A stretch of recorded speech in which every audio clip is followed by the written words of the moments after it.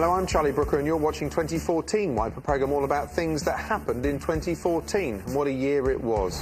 Oscar Pistorius somehow managed to avoid a murder charge. He was known as the Blade Runner, although he's actually more like the Terminator because he's got metal legs and he shoots people.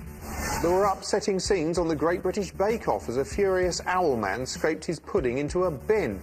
I haven't seen that much hot cream being dumped into a mucky box since I hacked your parents' iCloud account. There was disturbing coverage as PR guru Max Clifford mimicked a human outside the court where he was on trial. Clifford was a well-connected, silver-haired man who claimed to be able to fix it for people.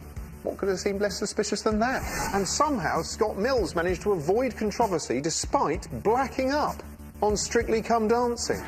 All right, listen to me. The human world, it's a mess. Life under the sea is better than anything they got up there.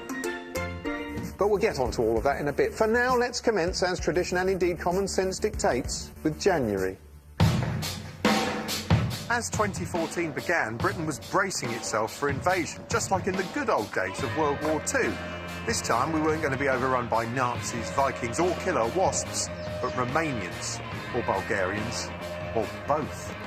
All Bulgarian and Romanian citizens will be free to live and work in the UK from today. Yes, reports suggested that foreign Romanians and Bulgarians, fed up with what the news depicted as their rubbish medieval homeland, where the sole source of entertainment is driving over the nation's one speed bump, were apparently set to flock to Britain in droves. I don't even know what a drove is, although it's probably some kind of Romanian boat made of dirty foreign sticks.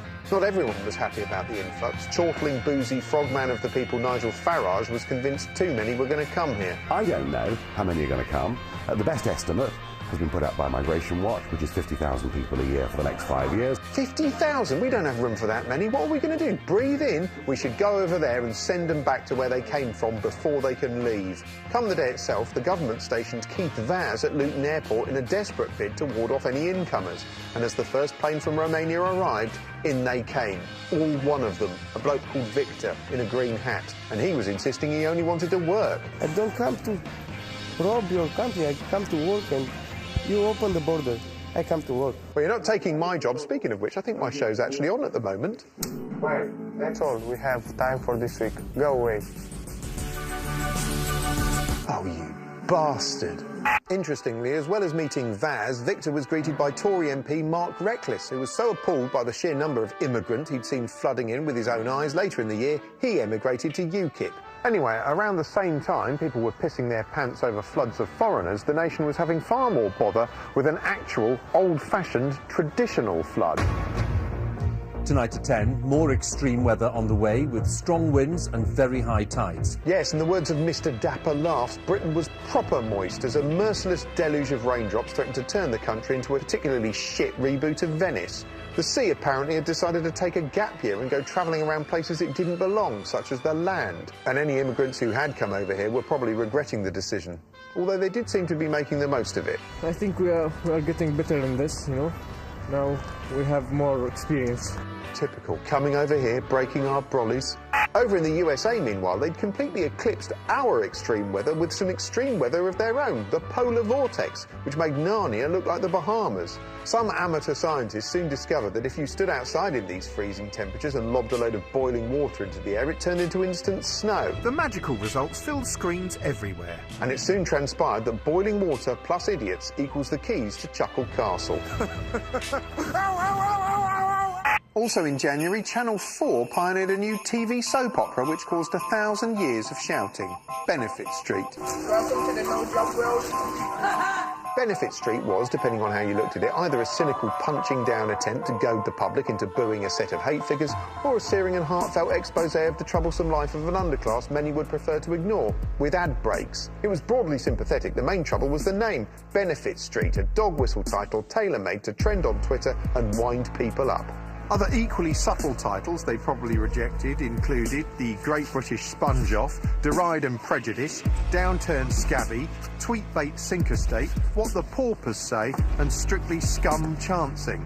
The end result was a feisty debate culminating in Channel 5's opportunistic Big Benefits row, which brought some much-needed incoherent bellowing to the cultural conversation. My CV goes everywhere. My CV is everywhere. My CV is everywhere. Well, that's that cleared up then. Having settled the welfare state for good, harmony was restored and Channel 4 continued its proud tradition of public service broadcasting. I wonder if I will miss him when he's not here. My Baggy Body, after Benefit Street. Later in the month, following a nighttime road race in Miami, melodic pipsqueak Justin Bieber briefly went from world's most desired pop star to world's most wanted man. His disarmingly cheerful mugshot was all over the media and he was condemned as a bad influence. In astonishing scenes, one Brazilian TV host was so outraged he held an on-air protest in which he improved Bieber's latest CD with his foot. Vou nem esperar o intervalo comercial. É agora mesmo. É agora mesmo. Aqui para esse CD do Justin Bieber, ó. But this wasn't the only showbiz gaffe of the year, no, because in February, during a staggering American news interview, a news anchor mistook Samuel L. Jackson for Lawrence Fishburne. Did you get a lot of reaction to that Super Bowl commercial? What Super Bowl commercial? Oh, you know what? I've admit my mistake. You know what? See, you're as crazy as the people on Twitter. Right. I'm not Lawrence Fishburne. That's my fault. I know that. That was my fault. My mistake. You know what? We don't all look alike. Oh, what a ridiculous mistake to make. I mean, here's Samuel L. Jackson and here's Lawrence Fishburne. Totally different. Racist. Meanwhile, the world was shocked by an outbreak of what resembled 14th century combat in the present day in Ukraine. Or the Ukraine. I never really know if it's the Ukraine or just Ukraine. Maybe that's what they're fighting about. Suddenly, news channels were brimming with unpleasant footage of a standoff between the government and pro-EU campaigners who were turning the centre of Kiev into a cross between Mad Max and a live performance of Stomp that had spiralled completely out of control.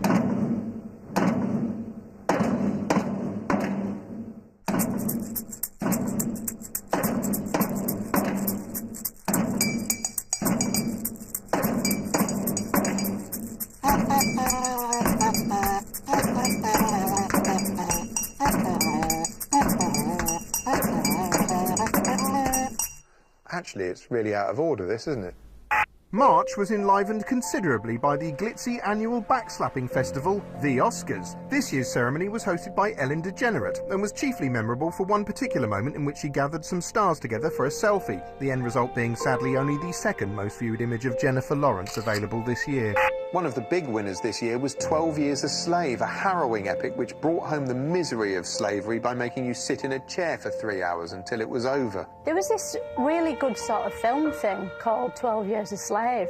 I wasn't sure I'd understand it because I haven't seen 1 Year's a Slave or 2 Years a Slave or any of the others, but it turns out that didn't matter because I didn't understand it anyway.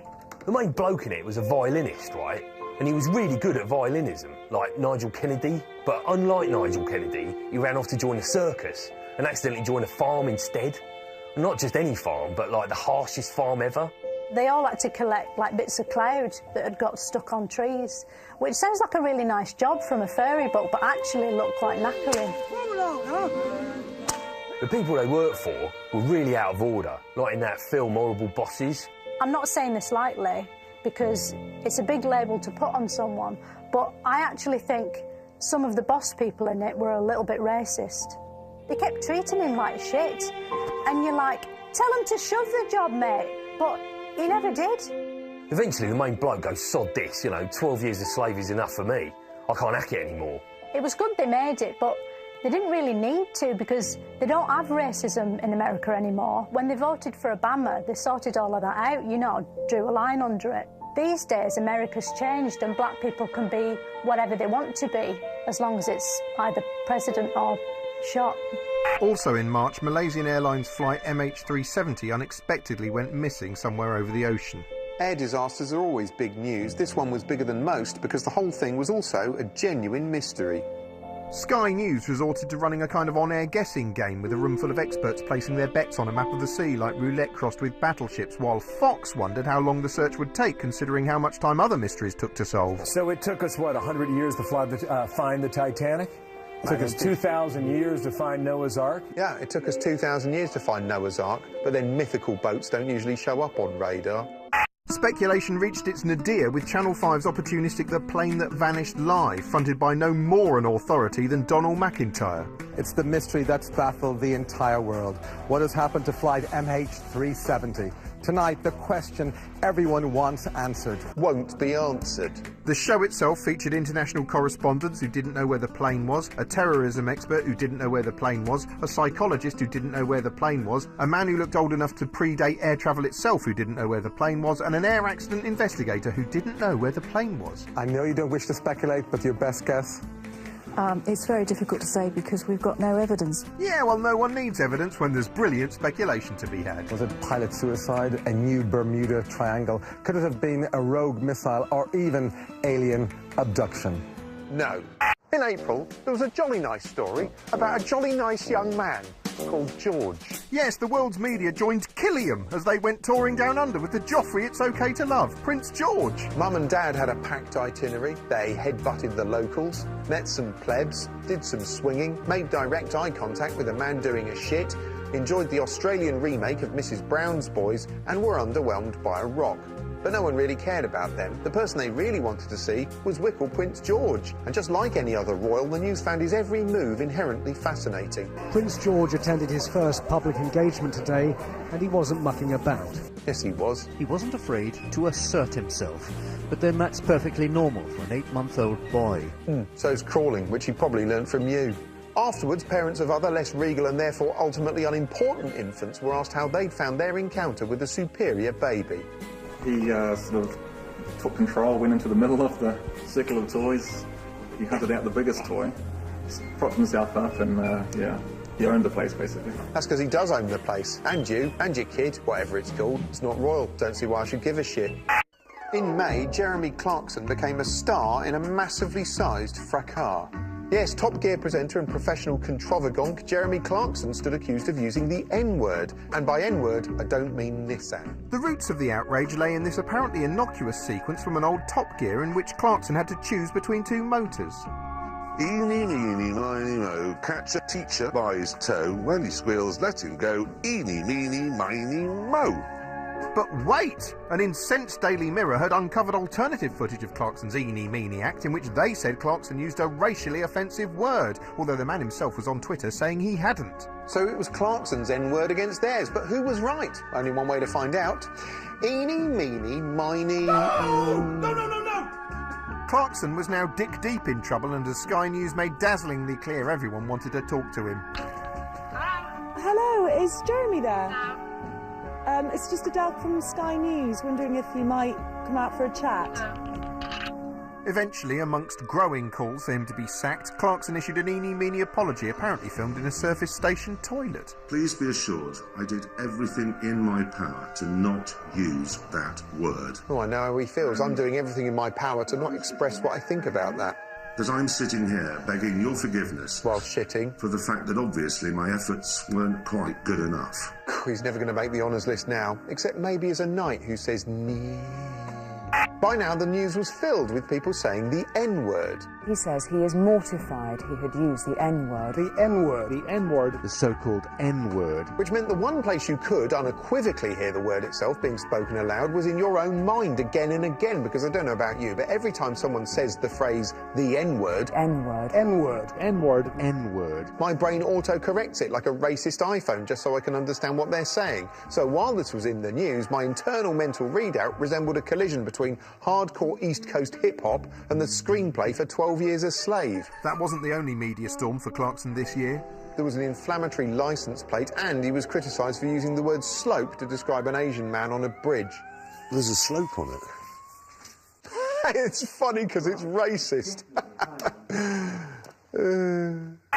Hey, do you remember being particularly happy this year? Me neither. But apparently, we were.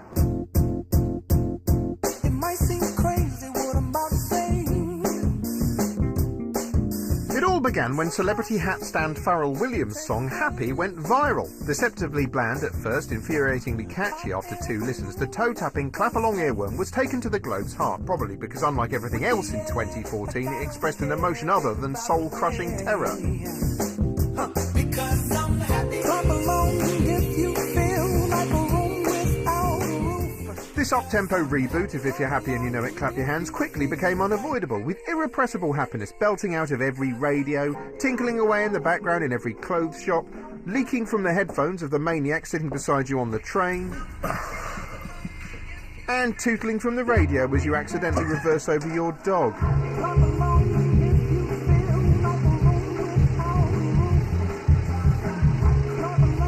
There was no respite from the happy onslaught online either, as people uploaded videos of themselves being happy here, happy there, happy every pissing where. In especially happy scenes, Pharrell himself, dressed as the Ranger from Yogi Bear, was shown footage of the universal outpouring of happiness he'd inspired on Oprah, and his eyes did an emotional wee. Why am I crying on Oprah? Well, if that upsets him, imagine how he'll feel when he finds out that rooms have ceilings and not roofs.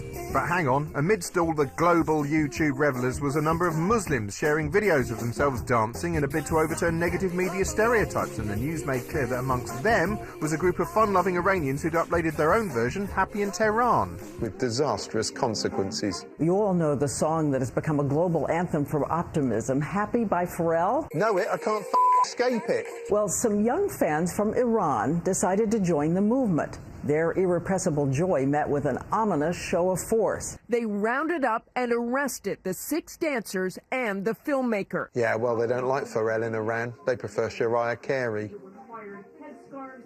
Throughout May, all the political parties were campaigning for the local and European elections being held at the end of the month.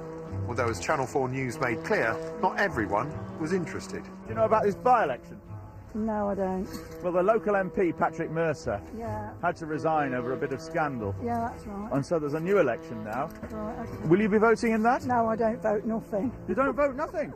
Two men who were interested were Nick Clegg and Nigel Farage, who drummed up interest by going head-to-head in a pair of live debates about Europe. If it sounds too good to be true, then it probably is. Sounds too good to be true. You know, that reminds me of the time 100 years ago in 2010 when a younger, pluckier Clegg took part in debates with the Gruffalo and Iggle Piggle. Back then, he was the wild card, the exciting outsider fighting the system, the voice of ordinary people, Barack Hussein Clegg, bright-eyed embodiment of hope. Now, you're going to be told tonight by these two that the only choice you can make is between two old parties who've been running things for years.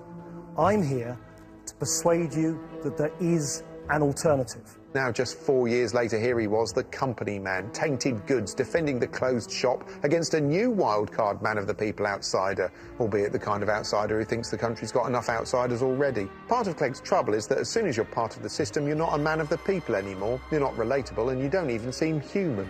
For instance, Robo Cameron, the Optimus Prime Minister, consistently exhibits alarmingly stiff gestures and arm movements like he needs oiling. He also has an odd habit of abruptly walking out of shot the moment he's had enough of talking to the media, or uploading information to the pleb cloud, as he probably thinks of it. I think that is important. Where's he going? Those are the things we'll be discussing here today, and I'm hopeful of a positive outcome. Well, come back here, don't just walk off with your hands in your pockets. Jesus Christ! Right now, the key thing is getting everything done that we can in the next few hours to protect as many homes and communities as possible. Once the army's gone, thank you, Prime Minister. That was David Cameron there. It was late for a bus by the looks of it. But Labour's Ed Miliband has the biggest image problem. Throughout 2014, poor old Miliband, a man with the face of a rubber ear and the voice of an enchanted plimsoll, looked and sounded awkward in every setting he appeared in. It's like he's been badly photoshopped into our world, and the more he strains to look normal doing everyday things, the less normal he looks. He looks at odds trying to drink a pint in a brewery. Great. He can't eat a bacon sandwich without looking like a man who's been neck-nominated to eat a live bat. He can't even look viewers of insipid breakfast TV in the eye without coming across like a slightly frightened robot. He's the only man on Earth who manages to visibly shift uncomfortably in a still photograph.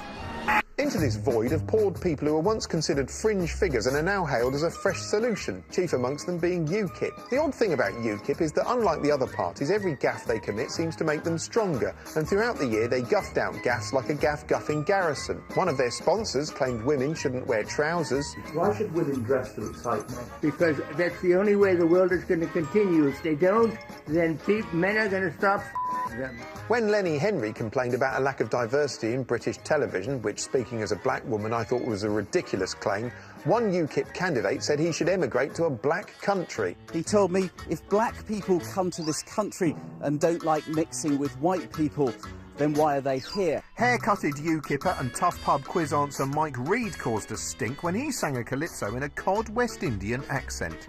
inadvertently creating the most controversial record in which a white man pretends to be black since Blurred Lines. Open the borders, let them all come in. Illegal immigrants in every town. Stand up and be counted, black and brown. It's funny because it's racist. Given all this, little wonder whenever ubiquitous Nige wasn't on screen guffawing over a pint, he was saying sorry for something, anything, over and over again. I regret the fact that I was sort of completely tired out, and I didn't use the form of words in response that I would like to have used. Somehow, somebody in UKIP has made a very major error. This is our fault. It's the party's fault. Hands up. This kind of behaviour is unacceptable, and it must never happen again. UKIP leader Nigel Farage apologises in person to the Thai woman described as a ting-tong by one of his MEPs. But, you know, mega apologies. Yet despite all this, UKIP's popularity continued to grow, and come the elections, they cleaned up. The UK Independence Party celebrates a dramatic breakthrough in the European elections. Even the pinko lefty BBC felt compelled to celebrate Nigel's birthday live on air like he's an emperor or something. It is Nigel Farage's birthday today. He's 50 today, so happy birthday to Nigel, happy birthday to Nigel. But who knows how long that'll last, since Farage, the alternative outsider, is already being challenged by another alternative outsider. But this man is not a cartoon character. He ain't Del Boy, he ain't Arthur Daly, he is a pound shop Enoch Powell, and we gotta watch him. Usually politics is really boring, but this year it got more interesting because it had Russell Brand in it. It was good because when politicians talk, they use all this boring language normal people don't use, that you can't understand. But he cut through all that by talking in Victorian. And the phrase that these women have come up with, social housing, not social cleansing, is incredibly germane, incredibly apposite. He's like a sort of cross between Jesus and Rise of the Planet of the Apes. He said how rich people like him were shit and we shouldn't listen to him, so I didn't know whether to listen to him or not, but he was fucking everywhere, so it was really hard not to. Then he brought out a book called Revolution about how unfair everything is, and so you'd know he meant it. He pulled a serious face on the front. It was about how catapultism is naughty and how we could build a better world if we were nice to each other instead of spending all our time thinking about coins. Energy companies are subsidised by our taxes while renewable energies are ignored. I know you can't support that system, Evan. He'd talk about how the status quo keeps the working classes enslaved, which I found sort of boring compared to the stuff he used to do about putting his dinkle into granddaughters. What he's saying might actually be stupid, but it's hard to tell because he says it with clever words. We don't want pedagogic figures coming in and didactically shouting at us. So the only people who can actually tell if he's stupid are clever themselves, and they think everyone's stupid compared to them anyway. Basically, the only way to find out if he's clever or stupid will be to do everything he says and see if society totally collapses and hundreds of thousands of people die. Also in May, the BBC attempted to rally the nation with When Corden Met Barlow, in which National Treasure James Corden met National Treasure Gary Barlow in a bid to solve the mystery of how they both became national treasures. The end result was a dispiriting road trip in which Barlow did all the driving. I mean, he could have got a cab, but he prefers to avoid taxis. It was shot weirdly too, at times almost like a sort of odd couple romantic comedy in which the two leads sadly never kiss.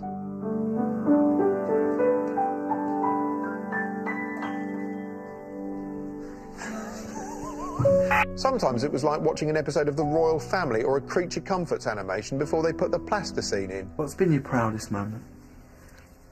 I've got to say the OBE, haven't I, really? It's a good day. It has been the ultimate occasion, hasn't it? It was a good day. Yeah. The best bit happened after, really, didn't it? Yeah. Because I'd made a stew at home.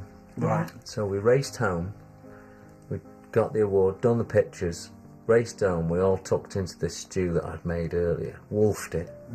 Although he is an incredibly accomplished musician, this is my favourite one of his.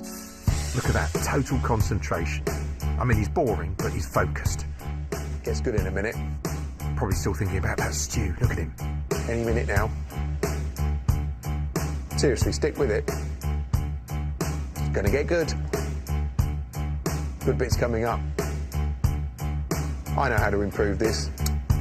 Just add a bit of Ukrainian storm.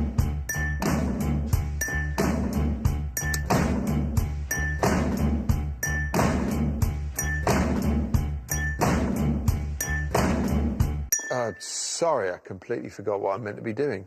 June heralded the glorious World Cup, the global festival of kickery-pokery. The sheer magic of football was apparent from the offset, with players flying in amid swirling allegations of FIFA corruption to be greeted by a traditional Brazilian street party. Then in surprising and powerful scenes, Luis Suarez caused outrage when he was caught biting an Italian man on the shoulder from behind, like your dad did in the Navy. 2014 will perhaps go down as the year the internet no longer seemed like quite such a benevolent presence in all our lives. I mean, for years we were like, oh look, it's full of kitten pictures. But this year, lurking behind almost every unpleasant event was some kind of online origin story.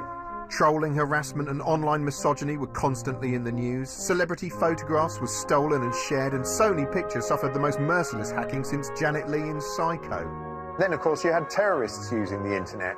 Yeah. I suppose I've got to talk about ISIS, if that's what you even call them. I mean, I don't know if they're ISIS or ISIL or just IS, which I suppose is sort of vanilla ice. The unfolding horror show that is ISIS has its roots in a terrorist group once commonly known as Al-Qaeda in Iraq, which in June declared a worldwide caliphate or global Islamic state, claiming to represent Muslims worldwide. But sadly, this lot put the hate into caliphate. The group seen here training in a sort of terrorist version of Crufts appeared to be rapidly gaining ground throughout Syria and Iraq and made its presence felt globally online with a series of videos depicting nigh-on medieval brutality, including some in which hostages were beheaded. These videos were packaged to be spread, even including a gruesome trail identifying the next potential murder victim at the end. ISIS videos slot perfectly into a Western news narrative already overflowing with negative stories about Islam. In fact, the news actually assists the group, not deliberately, but as a side effect.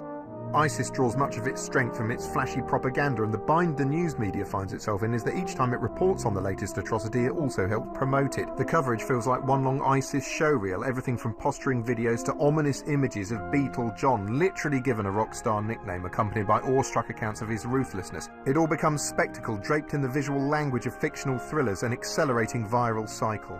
And the terror spreads and spreads and makes ISIS seem more powerful and the rest of us more powerless. Do you know who this terrorist is? No.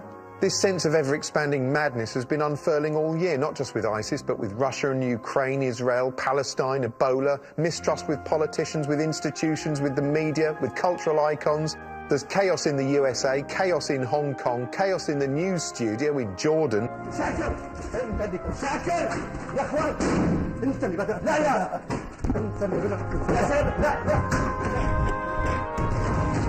At times, the news has been so chaotic, the newsreaders themselves don't want to turn up and read it. Even seasoned reporters are chickening out live on air. Nicholas, what does it say?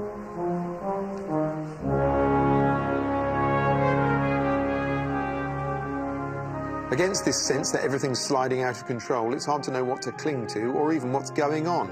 Here's a personal view from documentary filmmaker Adam Curtis, the man behind The Power of Nightmares and the forthcoming Bitter Lake, on the chaos that seems to be engulfing everything. So much of the news this year has been hopeless, depressing, and above all, confusing. To which the only response is, oh dear. But what this film is going to suggest is that that defeatist response has become a central part of a new system of political control. And to understand how this is happening, you have to look to Russia, and to a man called Vladislav Surkov, who is a hero of our time. Surkov is one of President Putin's advisors and has helped him maintain his power for 15 years. But he has done it in a very new way. Vladimir Vladimirovich Putin. He came originally from the avant-garde art world, and those who have studied his career say that what Surkov has done is import ideas from conceptual art into the very heart of politics. His aim is to undermine people's perception of the world, so they never know what is really happening. Surkov turned Russian politics into a bewildering, constantly changing piece of theatre. He sponsored all kinds of groups, from neo-Nazi skinheads to liberal human rights groups. He even backed parties that were opposed to President Putin.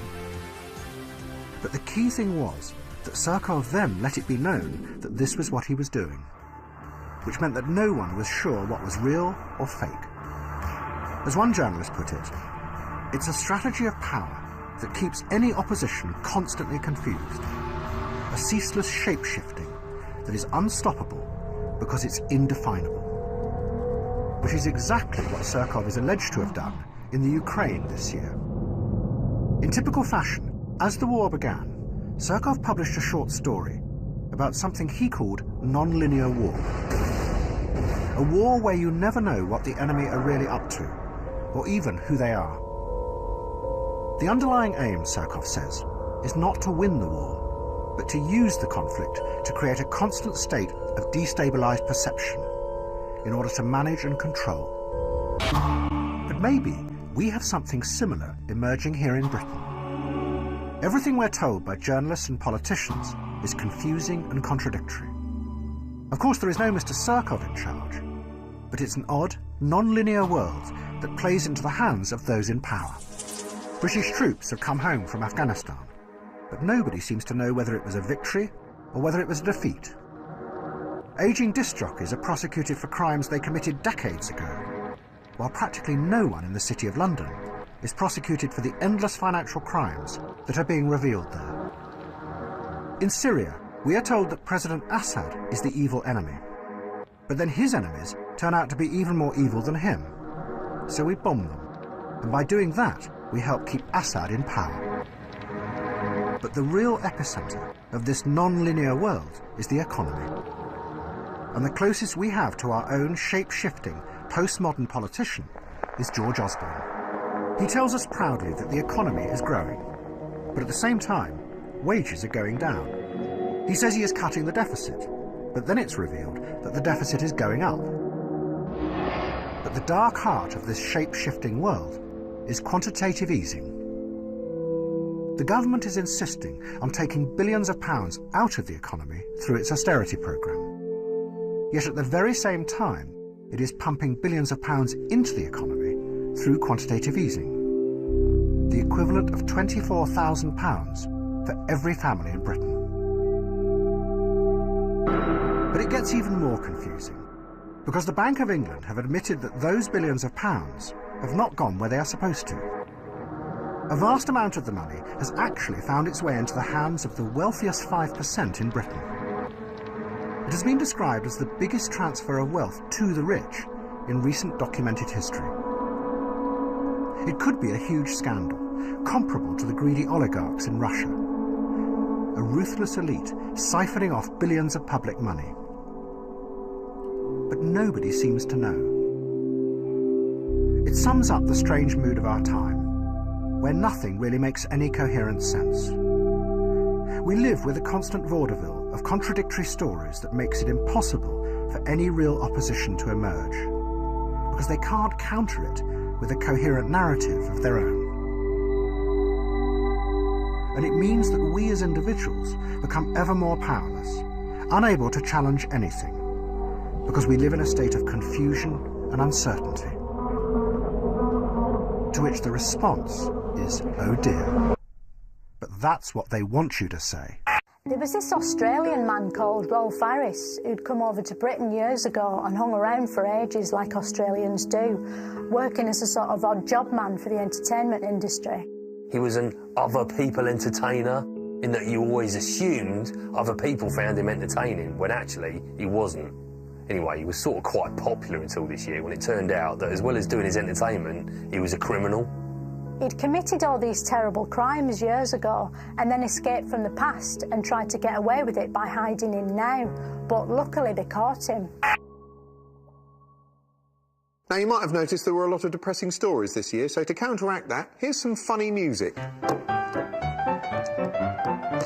Right, now for Ebola. This unpleasant shoelace is Ebola, a terrible, highly infectious disease that's ravaged some regions of Africa, causing untold misery.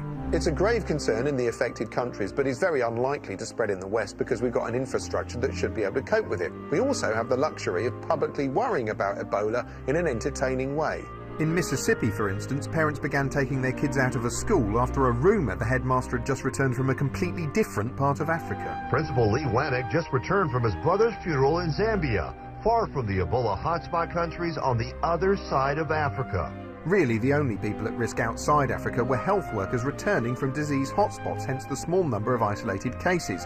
Unstoppable American blowhard super tit Glenn Beck showed his audience how difficult it was for health workers to avoid contamination by donning hazmat clothing himself and getting some lackeys to simulate the challenge of tackling Ebola symptoms. Yeah, you tasked me with coming up with a way of simulating the projectile vomiting and explosive diarrhea. This largely involved flinging the contents of an entire Italian buffet complete with full chocolate pudding course at him.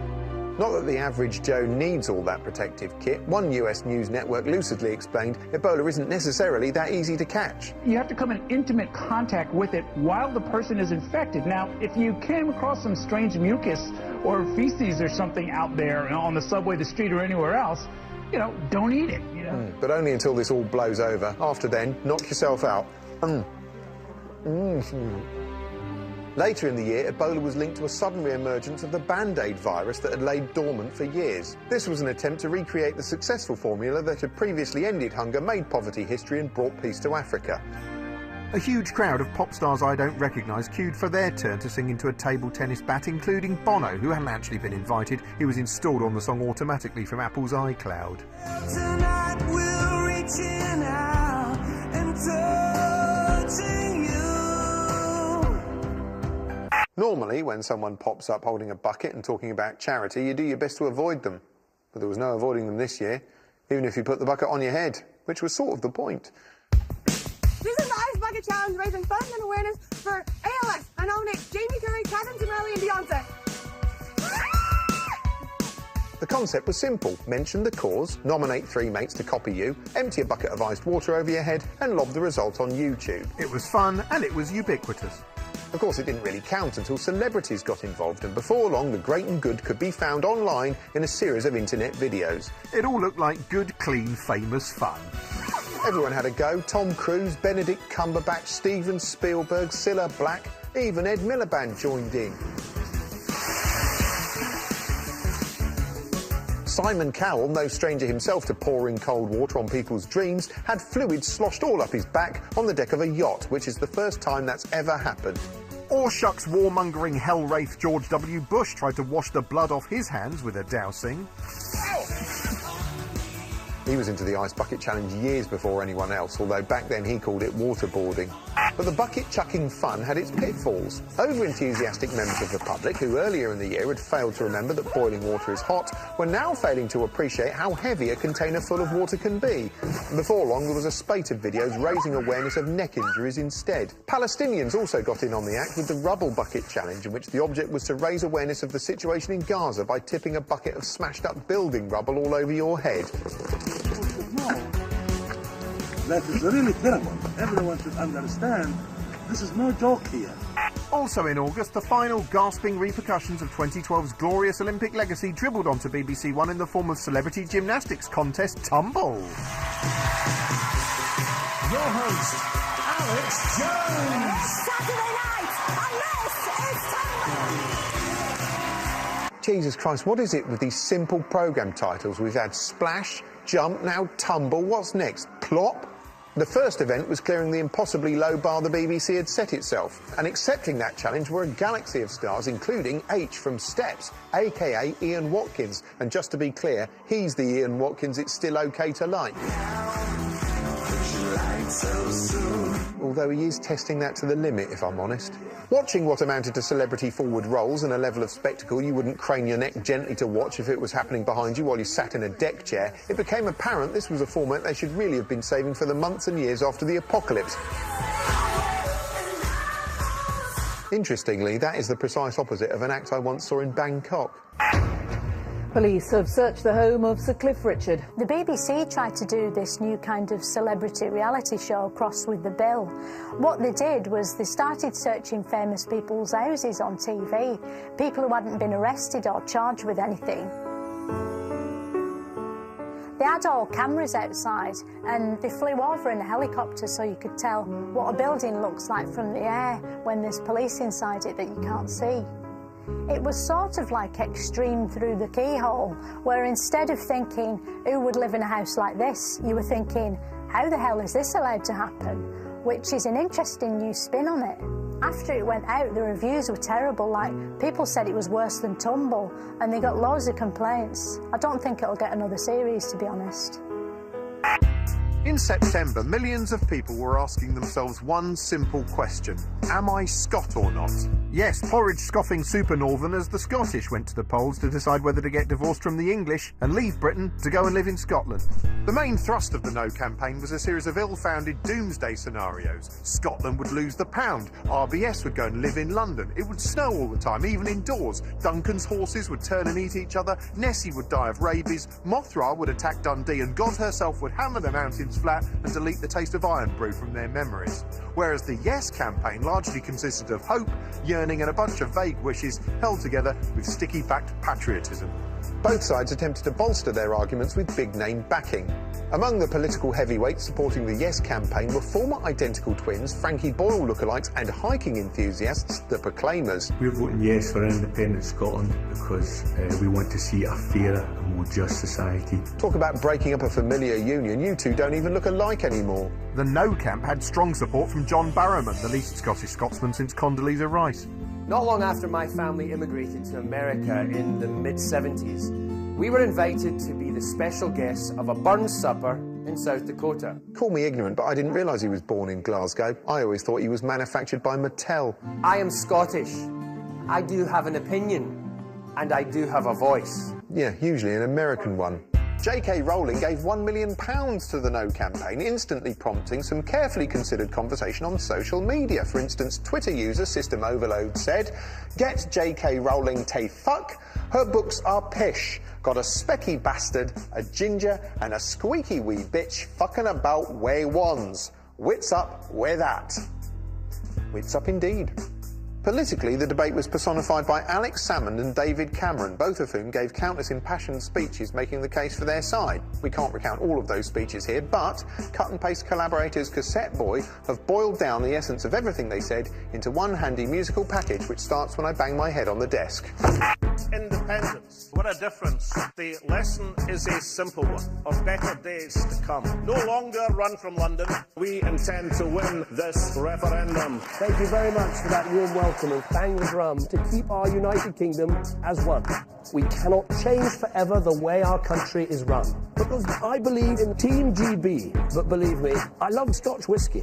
That's really what it's about for me. Some people have advised me to push Alex Salmond in the North Sea. It will be easy. Well, not really. Who would you rather have representing this nation? A coalition devoid of any vision. People who've never travelled north of King's Cross Station, or Scotland could be an independent nation. My argument today is we want you to stay in the UK. That way, Scotland has to stay in our national club. In the club. Would rather go straight to the pub. A life in Scotland is no life at all. Better than living south of Hadrian's Wall, where quality of life continues to fall, thanks to the Philistines of Whitehall. The sight of that man makes me sick. We all know living in Scotland is catastrophic. Home of the drug addict or the alcoholic. David Cameron, you are a Westminster dick. And I tell you now, Scotland is ours. We won't keep our vow. They won't get more powers. We will not finish what we have begun. Scotland will be going back to square one. When the polls close and the voting has been done, could it be the end of David Cameron? That's the main reason to say yes, to speak out against the forces of darkness. I say no. We know to vote yes. As the vote neared, a shock poll suddenly put the McShits up a previously complacent Westminster.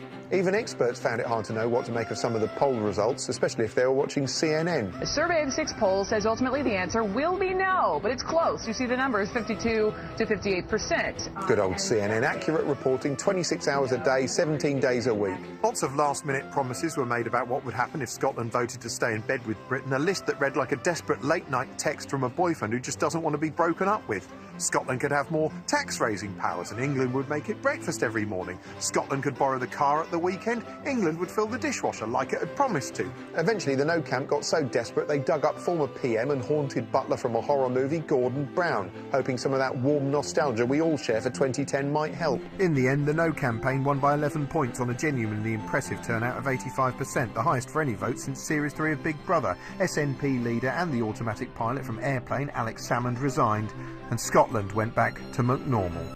In October, ITV2 broadcast Release the Hounds, a staggering new game show in which hapless contestants had to solve horrifying puzzles, culminating with an astonishing challenge in which they attempted to outrun a pack of hungry dogs in a sort of cross between Total Wipeout and the CIA's enhanced interrogation techniques. But oddly enough, that wasn't the most controversial show on ITV2 that month. No, that'd be Mr. Dapper Laughs. Dapper Laughs started out as the brainchild of former estate agent Daniel O'Reilly, who uploaded a series of 6-second vines in which the titular Mr. Laughs shared the contents of his brain, which sadly often ran out before those 6 seconds were up. 6-second sex secrets. When you're giving us a blowjob, don't keep eye contact. Not sexy. It gets a bit awkward. Stop looking at me! He was an estate agent from Clapham, saying the sort of thing you imagine an estate agent from Clapham says to amuse other estate agents from Clapham. The tragedy was the rest of us could see it too. Welcome to management training for beginners. Always connect with your staff. Talk about social things. At the weekend, Steve, loads of beers. What you up to, Susan? Sucking dick. As well as sexism, there was also cheap homophobia. Never eat bananas around gay men. Wait, I like pussy! And some material that veered into what you might charitably call ill-advised territory. If you know the trick to getting the bra off quickly, she's yours. Turn around and lift up your fucking shirt. That is terrible. Although, if you ask me, the most offensive thing is he's filmed all of this in the wrong orientation. Turn your f***ing phone sideways, Laughs. Given that, it was perhaps surprising when ITV2 offered Mr. Laughs his own dating show. They've only gone and given me my own ITV2 show. Hey, dating's out and pulling's in. Dapper. Anyway, before long, Dapper Laughs on the Pool was on the air, a sort of makeover show in which the oily tit attempted to transform awkward, insecure men into lady killers. Come to pimp your penis, how you doing, all right? All right, yeah. Look at this thing. Jesus Christ. No wonder you can't get no minge, your face looks like one. Now, on the face of it, there's only the faintest pube of difference between Dapper Laughs material and that of fellow ITV2 face Keith Lemon. Smash her back doors in. Destroy her. I would ruin that. Difference is, while the character Keith Lemon is clearly a preposterous, non-threatening dick, the character Dapper Laughs seemed to be actively celebrating crass laddism, and he was appearing in a show in which he gave advice to real people. Go and talk to the bird at the end of the bar. And he couldn't be an ironic character, surely, because the bloke who played him wasn't middle class, and only middle class people do irony because they're sophisticational and better than plebby chimps and that. But then shit got real. Dapper got into a spat with a website, some of his followers piled in with misogynist abuse, and soon a full-blown Twitter storm was raging. And when a murky video emerged in November of him digging himself even further into a hole, the game was well and truly up. Now, as far as the media was concerned, Dapper Laughs was radioactive dog shit, and ITV2 showed they'd learnt some pulling tips when they pulled his whole show. He'd smashed it, the shit out of himself. He was hanging out the back of his own career. He was proper hoist on his own petard. But his punishment wasn't over because he hadn't said sorry yet, which is why an embattled Dapper appeared on Newsnight dressed as a 50s beat poet for a stern telling off at the hands of Emily Maitlis, who echoed his own material back at him to see if he found it quite so chucklesome when it was being recited during a revival of Kafka's The Trial starring himself. When you say you're giving advice to men on the pull, and for example you say get your gash out to women, can you deny that that would encourage men to do that on the street? It's not the first time Maitlis has tried her hand at a bit of stand-up. Back in 2008, she delivered some of Frankie Boyle's material to former Director General Mark Thompson. I'm now so old, my pussy is haunted. And if you enjoyed that, don't forget to catch Emily Maitlis on her forthcoming live tour. Anyway, in the space of a few months, Dapper Laughs went from being the king of 6-second carry-on lad bants to battered, shat-out, festering carry-on. Dapper Laughs is gone. I look at it now and I'm trying to, at the moment, hold back the emotion that's attached to what it's done to my life in the last, what the media have done to my life in the last 4 days. I didn't realise I was causing that much of a problem. It's quite a sad story, really. My eyes are getting proper moist. To lighten the mood in November, ITV decided to release one more hound as opulent melodrama Downton Abbey bumped off the unfortunately named family dog Isis. Cool, you know what? IRA the cat must be shitting himself. I'm going to sleep in the dressing room tonight. I'm not cross. I just want to have her with me. He's got balls, telling his wife he'll be spending the night with some bitch he's just picked up. He knows. Then lay her here between us, and she'll know she has someone who loves her very much next to her. This emotionally charged three-in-a-bed dogging action wasn't the most shocking bedroom scene on ITV this year. That'd be the heart-rending moment in Coronation Street when Hayley Cropper necked a pint of death juice and gave Roy a cheeky handjob on her way out. I love you. There was this comet which lived miles away in space, and these scientists were trying to land a probe on it so they could find out more about it, like what it was made of and if the weather was nice there, that sort of thing. The science people are all in the control house looking at computers, and then when it landed they were really happy, which was lovely to see.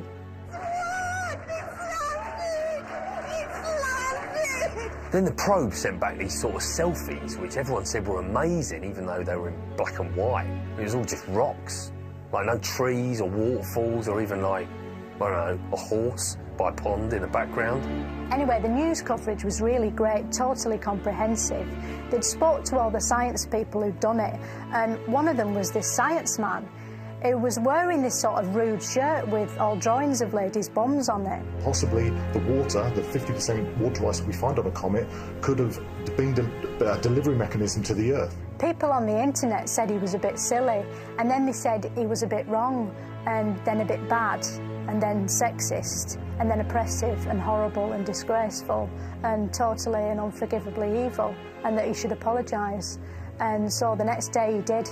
The shirt I wore this week, I made a big mistake and I offended many people, and I'm very sorry about this. It was sad to watch the way it looked on the news. Normally when people the internet doesn't like issue an apology, they're still not forgiven, because the internet's sort of like a killing machine. It can't forgive. But this bloke cried, and when he cried everyone felt sorry for him again, so things calmed down and went back to normal. And then there was someone else to hate, so we did that. Can't remember who that was. Could have been anyone. While America tore itself apart over black oppression, Britain tore itself apart over Black Friday, a sort of official capitalist reimagining of the 2011 August riots. Yes, in what looks set to become a depressing tradition, shoppers stood in line waiting for retail outlets to open their doors for a headline-grabbing set of one-day-only offers, reciting what they wanted like a consumerist mantra. An Xbox. I'm after TV. I'm after a phone. The anticipation was so great, some people didn't even know what they wanted. As ITN made abundantly clear, they just knew they had to come. You don't even know what you might be getting. No, no, till I have a look. They said that there should be something in there, but they wouldn't say what over the phone. Chillingly, it's a sort of real-life consumerist parody of George Romero's excellent consumerist parody Dawn of the Dead, in which zombies flock to a shopping mall for reasons they don't understand. What are they doing? Why do they come here? Some kind of instinct, memory, what they used to do. This was an important place in their lives. As the doors opened on Black Friday, it wasn't long for the whole thing to come crashing down, sadly, along with customers. In surreal and alarming scenes, which might as well have been sponsored by online retailers to convince you to shop online instead, ordinary Britons stampeded into shops to punch 52-inch televisions off each other so they could take them home, hang them on the wall and ignore them while gawping at their phones. Oh, it's sad, really. Now they've commercialised it, the true meaning of senseless violence has just been lost. Little wonder as Christmas loomed nearer, some people were afraid, none more than this poor woman who suffers a festive phobia and who was tormented by Yuletide imagery as part of a pioneering experiment on ITV's This Morning. So here's some footage of a snowman. You're up to 140 now. And how does that make you feel? 145, 146, 147, 148. Heart rate is increasing to 150 now. All right, that's enough. Let's take that off. Equally disturbing were some of the Christmas ads. Yes, noted humanitarian movement and supermarket J. Sainsbury plc unveiled the glossy tale of a perfectly good war ruined by a tragic outbreak of football. There they are, our ancestors, shivering in the frosty trenches, or the frozen isle, as Sainsbury's call it, waiting to shoot their 5 a day or get killed, body bagged for life, as Sainsbury's call it, when they call off the hostilities in favour of a kick-around. Anyway, once the game is over, they presumably go back to slaughtering each other and dying in wretched agony, scenes Sainsbury's have left out for reasons of taste the difference. Some said that placing a supermarket logo over a recreation of a real-life killing field was an insult. Others said it was a tear-jerking tribute to a generation of young men who laid down their lives so we could all enjoy 3 for 2 on tender stem broccoli. But perhaps the most unsettling Christmas ad was this startling presentation in which TGI Fridays unveiled a mistletoe drone designed to make diners kiss one another and maybe temporarily forget the nightmare dystopian future they're eating onion rings in. But as an alarming US news report made clear, the festive kissing fun was short-lived. A recent promotion at a restaurant in Brooklyn, let's just say, didn't go as planned. It involved a drone carrying mistletoe, flying around trying to get couples to kiss. Yeah, cute idea, but then the drone ended up crashing into a woman's face. It seemed to cut a little part of her nose off because the blood was gushing. My date's got no nose. How does she smell? Crying. Well, that's about all we've got time for. As you've probably noticed, it's been quite a challenging year, one containing an ever-growing sense of dread. There's been plenty of reasons to be fearful in 2014, but hey, let's not make a song and dance about it. No, actually, let's. An ever-growing sense of dread. An ever-growing sense of dread. Reasons to be fearful. 14. Constant global crisis, Syria to ISIS, rising living prices, we can't cope. Rolling news is leering and looking on and cheering, and Danny Dars appearing in our leading soap. Historic crimes admitted, Pistorius acquitted, dapper laughs transmitted, shop floor war, online woman hating, gamer bloody gating, and below the bread on dating on Channel 4. Violence unending, iPhones bending, Ian Botham trending, hashtag verbal diarrhea, annex in Crimea, and a spider in the ear of Katie Melua. Teleactors mumbling, no marks tumbling, our social order crumbling while people snigger. Sony facing hacking, MPs backing fracking, and Clarkson facing sacking for saying naughty words. Reasons to be fearful. 14. Reasons to be fearful. 14. Reasons to be fearful. 14. Reasons to be fearful. 2014. Reasons to be fearful. 14. Awful fear and dreading, Ebola virus spreading, Clooney's bloody wedding and that damn song. U2 uninvited, UKIP all delighted, and everything Mark Wright did all year long. Corruption in the city, Scotland getting splitty, woody couldy diddy, that's no joke. Porridge for Royal Paris, Miliband embarrassed, Cameron was harassed by a random bloke. Devastated cliff face, choppers over cliffs place, baked Alaska misplaced, feelings hurt. Solange attacking Jay-Z, Atmos looking hazy, and Twitter going crazy for an ill-judged shirt. Brooks Newmark with a hard-on, Boko Haram, her continued stardom, Jeremy Hunt. Russell's revolution contains no solution, he's untouched by evolution, the ape-like chap. Reasons to be fearful. 14. Reasons to be fearful. 14. Reasons to be fearful. 14. Reasons to be fearful. 2014.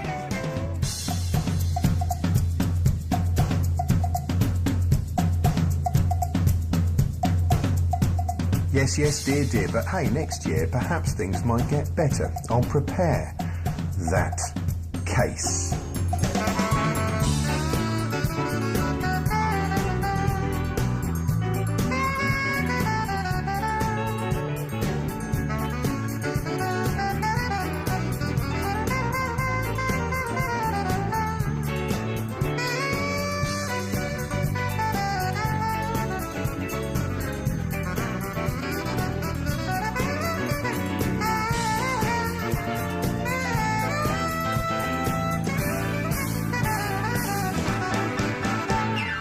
Reasons to be cheerful. 15. Reasons to be cheerful. 15. Reasons to be cheerful. 15. Reasons to be cheerful. 2015. Let's try looking forward, beyond West Norwood. Maybe things will turn good in months to come. Economies recover, we all embrace each other, and the love will spread like butter. And your mum. More Peter Capaldi? You might go on holiday. The bargain bin at Aldi is full of cheap check beer. You can do some voting in new royal baby dating. Oh shit, I'm sugarcoating. Back to fear. Battlefields burning, stomach always churning. Benefit Street, back to Series 2. Every day up early, Nigel Farage and Kay Burley, belligerent and surly on Sky News. Another coalition, parliamentary repetition, hatred and suspicion every day. Apocalyptic weather, going hell for leather. That's the end for this year, now go away.